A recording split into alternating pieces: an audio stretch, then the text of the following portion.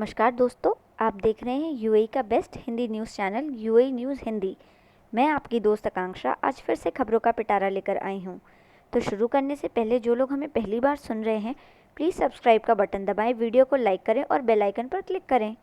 UAE की ताज़ा तरीन खबरों के लिए अब आप हमें इंस्टाग्राम और फेसबुक पर भी फॉलो और लाइक करें, जिसका लिंक डिस्क्रिप्शन बॉक्स में दिया गया है, ताकि यूएई की हर खबर से अपडेटेड रहें।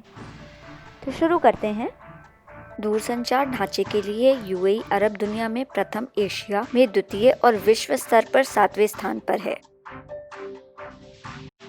अबू धाबी में सितंबर से शुरू हो रहे नए शैक्षणिक सत्र के पहले सभी छात्रों, शिक्षकों और अन्य कर्मचारियों को कोविड-19 स्क्रीनिंग करानी होगी। इसके साथ ही अल होसान ऐप भी डाउनलोड करनी होगी।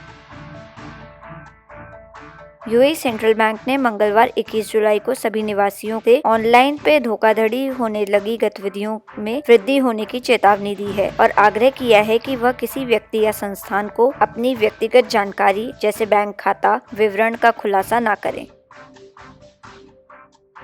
His Highness Sheikh Mohammed bin Zayed Al Nahyan, Crown Prince of UAE and Deputy Supreme Commander of UAE Armed Forces ने मंगलवार 21 जुलाई को ऑस्ट्रेलिया के चांसलर सेबास्टियन कुर्ज के साथ फोन पर द्विपक्षीय संबंधों को और मजबूत करने की संभावनाओं की चर्चा की है। दोनों नेताओं ने मध्य पूर्व पर विशेष जोर देने के साथ ही सामान्य हित के कई अंतर्राष्ट्रीय और क्षेत्रीय मुद्दों पर विचारों का आदान प्रदान किया।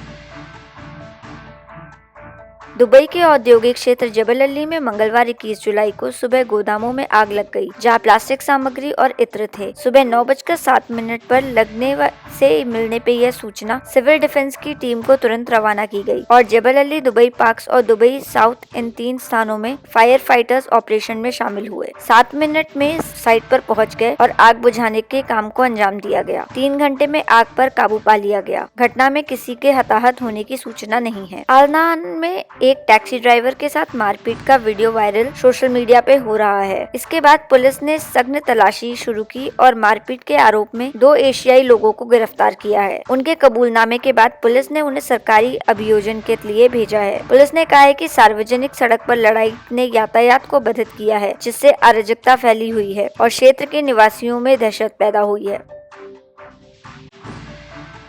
दुबई के प्रतिष्ठित ग्रुप एमआर ने सभी कर्मचारियों के जॉब टाइटल्स को खत्म कर दिया। का नाम भी शामिल है। व्यवसाय कार्ड में अब केवल कर्मचारी और विभाग का नाम होगा।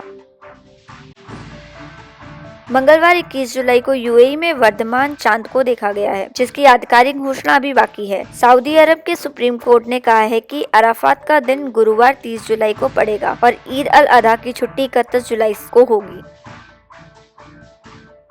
UAE state imperial capital investment LLC ने मंगलवार 21 जुलाई को भारत के एक समय के प्रीमियर कैरियर जेट एयरवेज के लिए अपनी बोली प्रस्तुत की है। जेट एयरवेज 2019 के मध्य से आर्थिक परेशानी में चल रही है, जिसमें लगभग 4000 कर्मचारी कार्य करते हैं। दुबई हेल्थ अथॉरिटी में हेल्थ रेगुलेशंस के सीईओ डॉक्टर मारवान अल मलूद ने कहा है कि दुबई में अद्वितीय स्वास्थ्य पर्यटन अनुभव प्रदान करने के लिए अच्छी तरह से तैयार है। बुधवार 22 जुलाई को दुबई हेल्थ अथॉरिटी ने घोषित किया है कि इस वर्ष 5 लाख पर्यटकों को आकर्षित करने के उद्देश्य से दुबई दुनिया भर में चिकित्सा पर्यटकों का स्वागत करने के लिए तैयार है। इस कार्यक्रम के प्रायोजक है दुबई के श्रेष्ठ movers and packers and logistic solution provider होनोके प्लीज। होनोके प्लीज द्वारा पैकिंग, मूविंग, शिफ्टिंग, फिक्सिंग आदि कार्य पूर्ण कुशलता, सुरक्षा एवं सावधानी से वेल स्किल्ड कर्मचारियों द्वारा रीजनेबल रेट्स पर किए जाते हैं। होनोके प्लीज द्वारा कंपनीज को लॉजिस्टिक सॉल्यूशन जैसे रेंटल ट्रक्स, बाइक्स, ट्रेलर्स आदि की भी उपलब्धि कराई जाती है।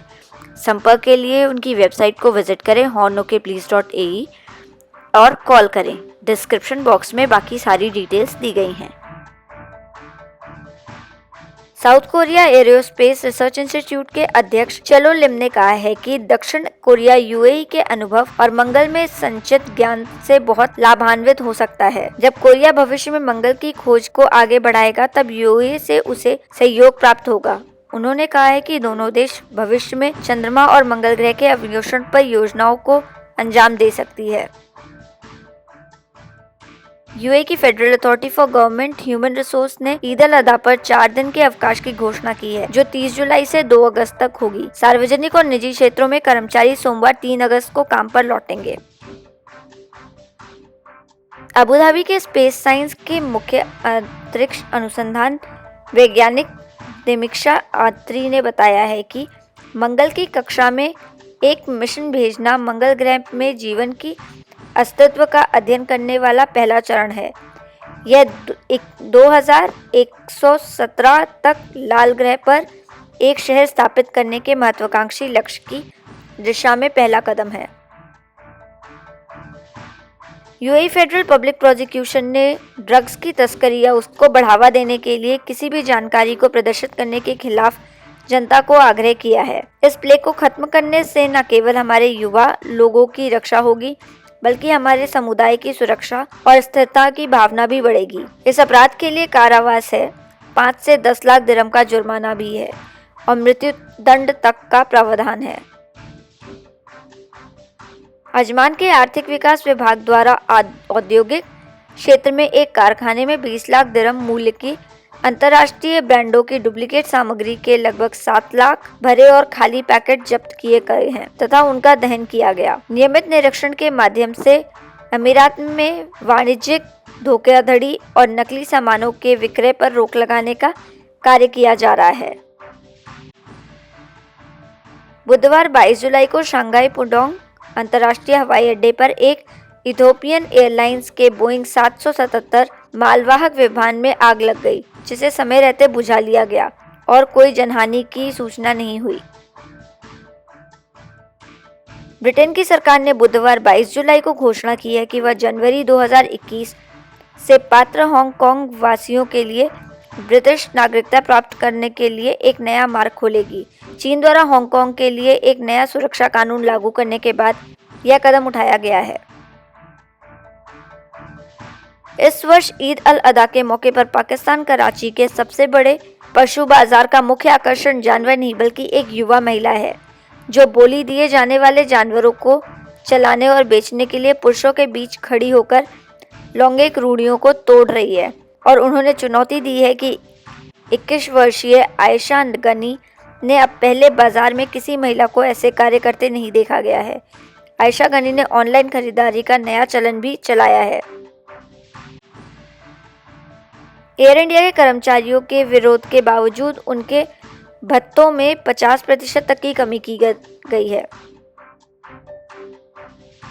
अमेरिका के वॉशिंगटन विश्वविद्यालय में शोधकर्ताओं ने लैब में एक वायरस बनाया है जो कोशिकाओं को संक्रमित करता है और कोविड-19 वायरस की तरह ही एंटीबॉडी के साथ इंटरैक्ट करता है, लेकिन गंभीर बीमारी पैदा करने की क्षमता नहीं रखता। यह सुरक्षित वायरस है और अध्ययन सेल होस्ट और माइक्रोप्रोब पत्रिका में प्रकाशित किया गया है। इससे कोविड-19 का टीका बनाने में वैज्ञानिकों को मदद मिलेगी। आज के gold rates 18 carat 172.75, 20 carat 201.50, 22 carat 211.25, 24 carat 224.75। हमसे जुड़े रहने के लिए धन्यवाद। यूएई न्यूज़ हिंदी, खबरें अपनों की अपनों के लिए। मैं आकांक्षा कल फिर मिलूंगी आपसे। तब तक आप अपना और अपनों का ख्याल रखें। वी आर ऑल रिस्पॉन्सिबल, हम सभी जिम्मेदार हैं। शुक्रिया, सत श्री अकाल, धन्यवाद।